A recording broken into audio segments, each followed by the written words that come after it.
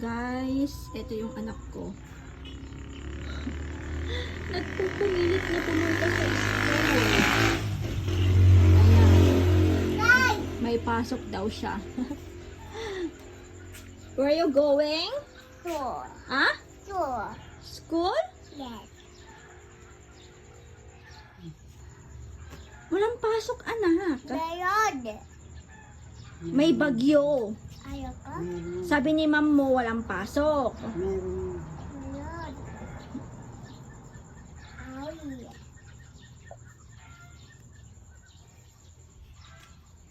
Tatay.